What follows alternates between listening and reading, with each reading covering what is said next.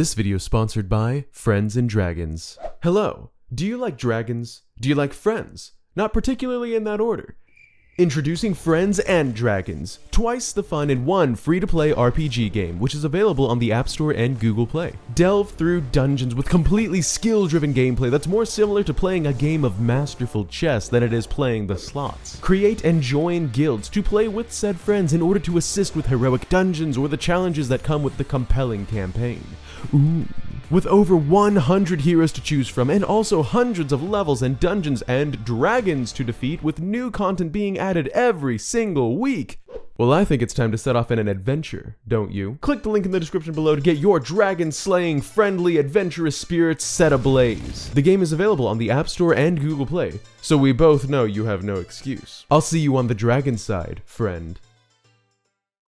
Spoiler alert for those who have not played Skyward Sword and have not heard its story in the past 10 years and are planning on picking up the HD remaster this summer. This video will absolutely spoil the ending of the game, so keep that in mind going forward. If I had a penny for every timeline theory about the Zelda franchise that's ever been created, I'd have, like, $1 maybe. Okay, maybe not the best example, but the point is, there are a lot of timeline theories in circulation regarding the beloved Legend of Zelda franchise, and for good reason too. The timeline itself is not the simplest thing to comprehend, but if there's a certain section of it that is simple to understand, it would have to be the section that encompasses from its beginning until right before its infamous split. However, did you know that within this simple little straight line portion of the timeline, there's another possible timeline split? Its existence does depend on how you define time travel within the games, but the fact remains that it is a definite possible other timeline that nobody really draws any attention to. Probably because it's not present on any of the timeline charts we normally see, including the official timeline on Zelda.com, which is why this video has to be classified as a theory. So, let's theorize. This proposed timeline split occurs in Skyward Sword. How? I'm so glad you asked. Let's recap real quick. You see, throughout the entire course of the game, Link periodically has to battle a large, threatening avocado with legs named the Imprisoned. Towards the end of the game, Link wishes upon the Triforce for the destruction of said avocado, also known as Demise, and that's exactly what happens. Through the power of the Triforce, the Isle of the Goddess breaks apart from the rest of the floating city of Skyloft and plunges to the surface, turning the avocado into guacamole. Sorry, I had to say it. Point is, it crushes Demise and literally kills him, ends his existence. Through the aforementioned power of a wish upon the Triforce, which for all intents and purposes is omnipotent. This is all well and good, but Demise's faithful assistant Girahim thinks up a plan and acts on it pretty quickly. And this is where the timeline split comes in. Girahim, with his master now dead, decides to use the Gate of Time to resurrect his master in the past. He snatches Zelda, the incarnation of the goddess Hylia, and begins using her to resurrect Demise. Link chases after him, battles enormous hordes of monsters, and ultimately Girahim himself before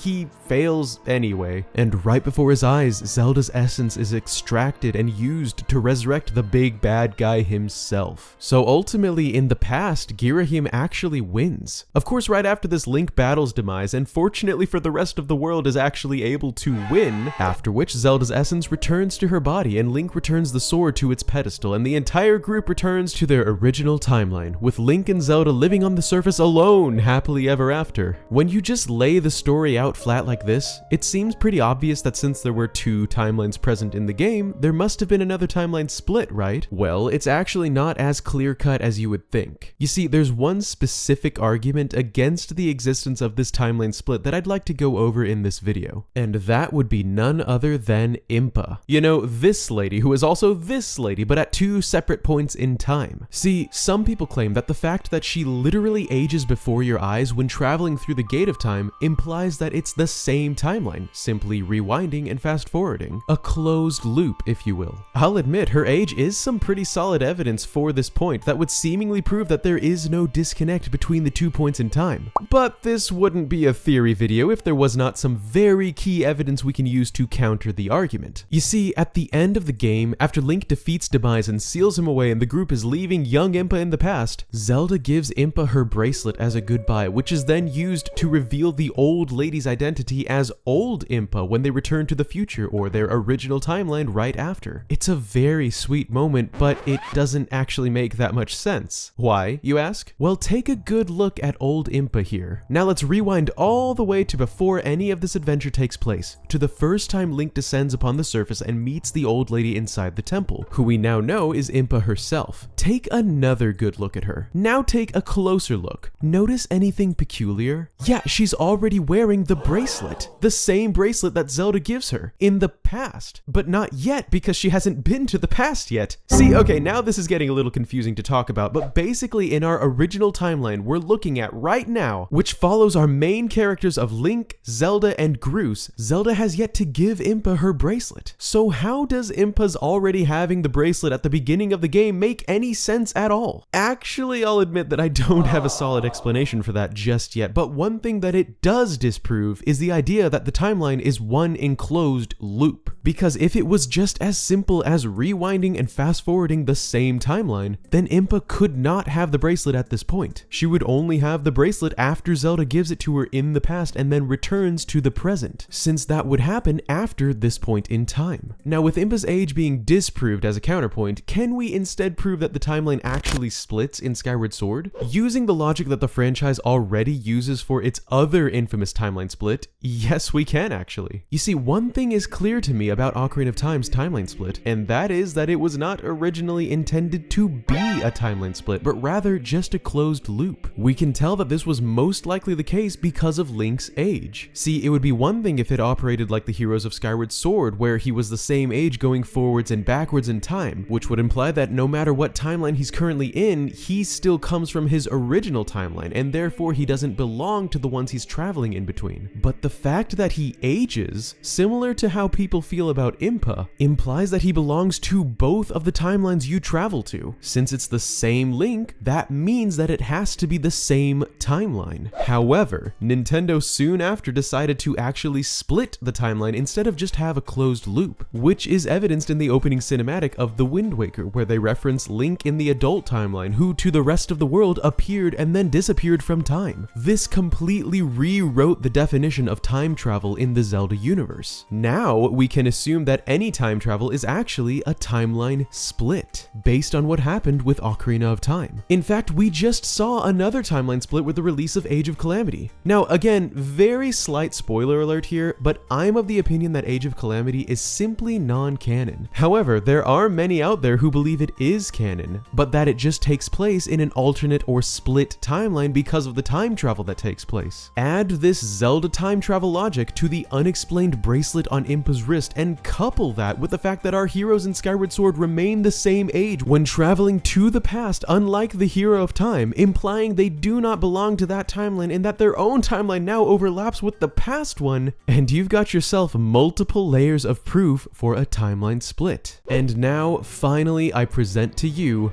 the perfect timeline. The one where Demise and therefore the curse of the demon tribe was defeated by the absolute power of the Triforce, and Link and Zelda lived on the surface for the rest of their days. The original timeline in Skyward Sword is this perfect timeline, one that amounted to nothing but peace in the ages to come, because the world was rid of the eternal curse placed upon the goddess by the will of Demise. Another final piece of evidence for the split between timelines is the fact that the Isle of the Goddess is shown on the surface in the original timeline. If they defeated Demise in the past, why would the wish to defeat him ever have existed in the present? Meaning the Isle of the Goddess would never have descended in the first place. This also means that every single game to come had to have existed in Skyward Sword's past timeline, the one where Demise lived long enough to curse the goddesses before being sealed away. Will we one day get a game positioned inside the perfect timeline? Who knows? It would have to come with the reveal of an all-new villain with no ties to the curse, but this is all just my theory. What did you guys think? Does Skyward Sword split the timeline into one with the Triforce's wish, ridding the world of Demise, and one without? Let me know in the comments below. And thank you all so much for watching. If you enjoyed the Skyward Sword theory, please leave a like so we can build the hype surrounding its HD release later this summer. Personally, I think it was so underrated and that it deserves much more attention than it got previously. Be sure to subscribe to the channel if you haven't already for much more Nintendo content to come. As always, huge thanks to my Bandit Bandit crew who make my day every single day, and say hello to the new face of Virtua Master who just joined up, and to KDB and Brett H who both decided to upgrade their levels. You guys mean the world to me, and I'm so excited that you've joined up with my elite crew. If you watching are interested in becoming one of the bandits, check out that join button located below or the links in the description for my Patreon and merch pages. Every little bit helps the next video come to life, so for those of you thinking about it, thank you so much in advance. That's all I've got for this one, so check out some of my other videos if you've got some time. I hope you have a wonderful rest of your day, and once again, this is maskednintendobandit signing out. See you next time. Peace!